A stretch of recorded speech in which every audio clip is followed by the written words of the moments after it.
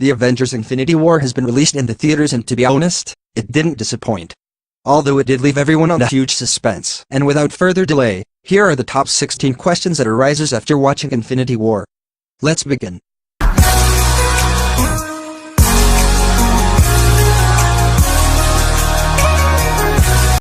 Number 1. What happened to Wallach Irie? At the end of Thor Ragnarok, Wallach Irie escapes with Thor, Loki, Bruce Banner, Heimdall and the rest of Asgard's refugees as they head towards Earth. In a mid-credits scene, they're intercepted by Thanos' ship, and the opening of Infinity War reveals most of the Asgardians have been killed by the villain and his Black Order.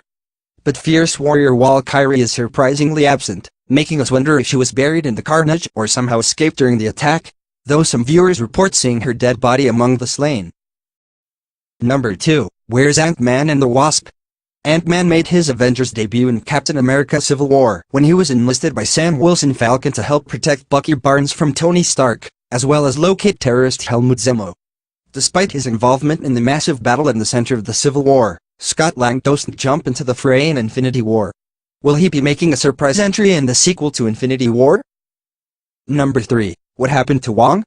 After the Black Order attacks New York City at the beginning of Infinity War and Doctor Strange, Tony Stark and Peter Parker depart in the Black Order's spacecraft. Strange's partner, Wong, returns to the New York Sanctum to protect its mystical secrets.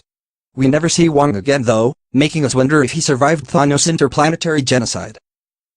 Number 4. Why was Red Skull on Vormir? When Thanos takes Gamora to Vormir to retrieve the Hidden Soul Stone, Red Skull, who originally appeared and seemed to die in the first Captain America film, is revealed to be its keeper. But how did Red Skull get there? Is that where the wormhole opened by the Tesseract at the end of the first Avenger dumped him? If so, why?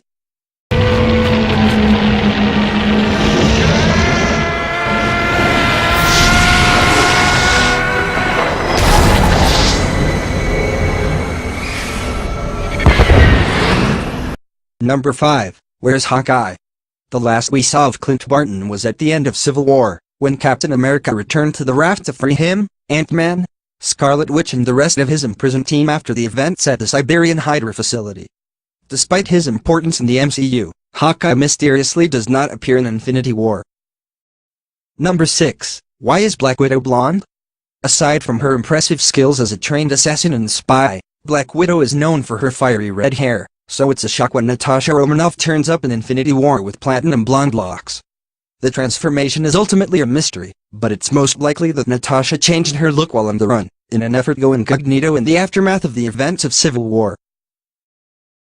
Number 7. What happened to the Nova Corps? The opening of Infinity War reveals that Thanos was able to successfully take the Power Stone from the planet Xandar, where it's been protected by the Nova Corps since the events of the first Guardian of the Galaxy film. However, we never learn exactly what transpired on Xandar. Are the Nova Corps completely wiped out? Did Nova Prime and Corpsman Roman Day make it out okay? Number 9. What's wrong with Hulk? After getting walloped by Thanos at the start of Infinity War, Bruce finds himself unable to transform into Hulk throughout the rest of the film. Why won't Hulk come out? Is the mild-mannered Doctor's Rage Beast alter ego afraid of Thanos? Is there medication for Hulk-tile dysfunction?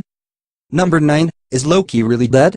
In one of the film's earliest and most shocking scenes, Loki is choked to death by Thanos minutes into Infinity War, right after the God of Mischief attempts to stab the Mad Titan. His neck is crushed and the light dims from his eyes as Thanos drops Loki's lifeless body at the feet of his brother, Thor.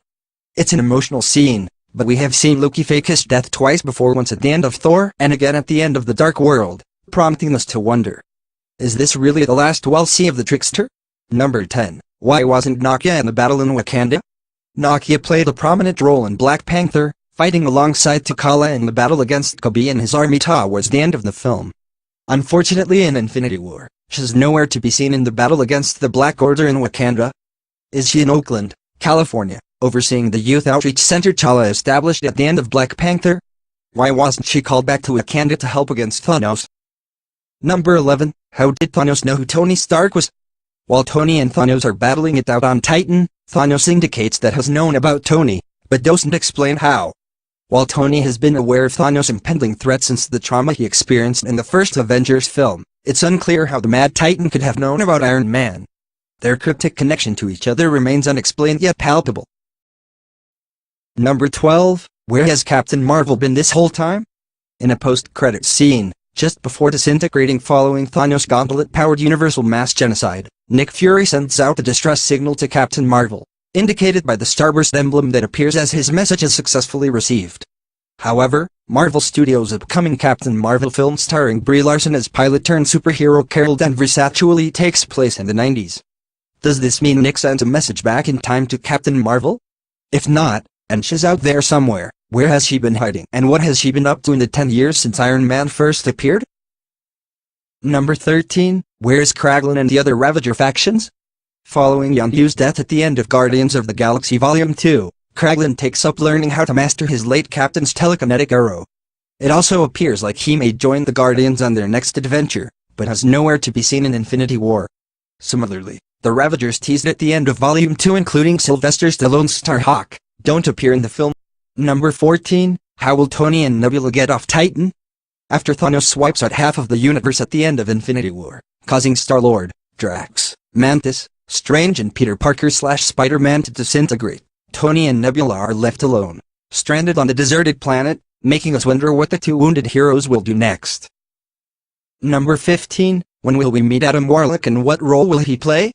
In a post-credit scene in Guardians of the Galaxy Volume 2, disgraced Sovereign High Priestess Ayesha is seen creating a new artificial being that is more powerful and more capable of destroying the Guardians of the Galaxy. She names him Adam, likely referencing Adam Warlock, who plays an important role in the Infinity Gauntlet comics. While Adam doesn't appear in Infinity War, it remains to be seen if and when the rest of the Avengers and Guardians will finally meet him. Number 16, what was the one future that Doctor Strange saw in which Thanos is defeated?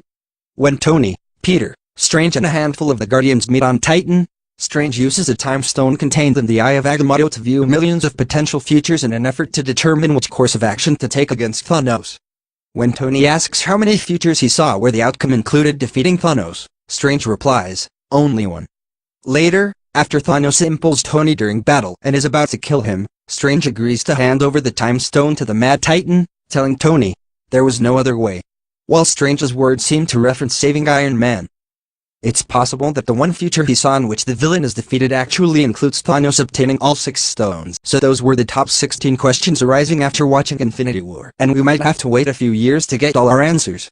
Now, hit the like button if you had the same questions in your mind, and make sure to hit the subscribe button for more regular videos. Till then, beast out. It's my